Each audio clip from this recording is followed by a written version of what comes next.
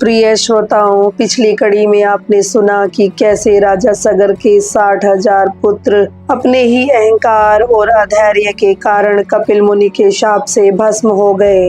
उनके प्राण तो नष्ट हो गए, परंतु आत्माएं मुक्ति नहीं पा सकी। उनके उद्धार के लिए अब परिवार के एक और महान पात्र आगे बढ़ते हैं, अंशुमान। तो आइए सुनते हैं अंशुमान के संघर्ष और उनकी अद्भुत तपस्या की कथा। राजा सगर का हृदय शोक से विदीर्ण था। 60,000 पुत्रों की राख और उनका अधूरा यज्ञ उनके मन पर भारी बोझ बन गया। उन्हें देवताओं और ऋषियों से यह संदेश मिला कि हे सगर, तुम्हारे पुत्र तभी मुक्त होंगे जब स्वर्ग की पवित्र गंगा पृथ्वी पर अवतरित होगी और उनके अस्थि अवशेषों का जल से संस्कार करेगी। तभी उनकी आत्माएं मोक्ष प्राप्त कर सकेंगी।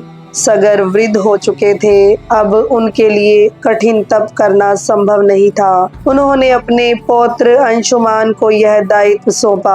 अंशुमान ने प्रतिज्ञा की, पितामह, मैं तपस्या करूंगा, गंगा को पृथ्वी पर लाऊंगा, अपने पितरों का उद्धार करूंगा। वह महान, पराक्रमी और तेजस्वी युवक था, किंतु उससे भी बढ़कर उसमें करुणा और धर्म की गहरी भावना थी। अंशुमान पहले उस स्थान पर पहुंचे जहां उनके चाचा 60,000 राजपुत्र भस्म हो चुके थे। वहां केवल राख का ढेर बचा था। उनकी आंखें अश्रुपूरित हो गई। उन्होंने विनम्रता से कपिल मुनि के चरणों में प्रणाम किया और बोले, हे मुनिवर, मेरे पितरों का उद्धार कैसे होगा?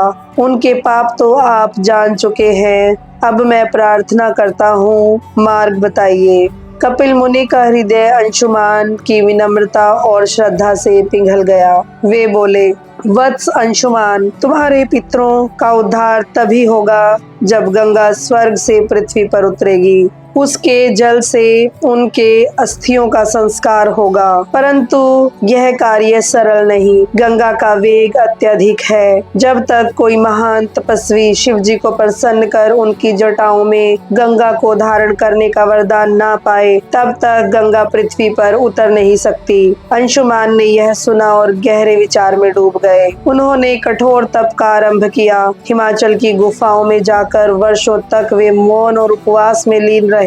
कभी केवल फलाहार, कभी केवल पत्तों पर निर्भर और कभी केवल वायु का सेवन। उनकी तपस्या का तेज बढ़ता गया। देवता भी उनकी भक्ति से चकित होने लगे। देवताओं ने प्रकट होकर कहा, हे अंशुमान, तुम्हारी तपस्या महान है, परंतु गंगा को पृथ्वी पर लाना तुम्हारे भाग्य में नहीं है।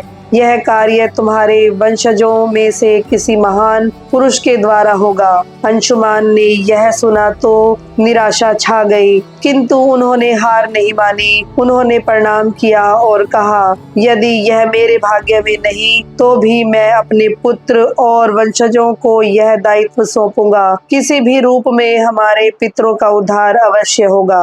अंशुमान ने जीवन पर्यंत तपस्या जारी रखी। अंततः उन्होंने पुत्र दिलीप को यह दायित्व सौंपा और समाधि में लीन हो गए। प्रिय श्रोताओं, आज आपने सुना अंशुमान की महान कथा, जिन्होंने अपने पितरों के उद्धार के लिए कठोर तपस्या की, परंतु गंगा को पृथ्वी पर लाने का सौभाग्य उन्हें प्राप्त नहीं हो सका। लेकिन उनकी तपस्या व्यर्थ नहीं गई, क्योंकि यही संकल्प आगे चलकर दिलीप और फिर भगीरथी तक पहुंचा। अगले भाग में हम सुनेंगे दिलीप का असफल प्रयास। तो बने रहिए हमारे साथ और सुनते रहिए ऑडियो कहानी बाय संयोगिता। धन्यवाद।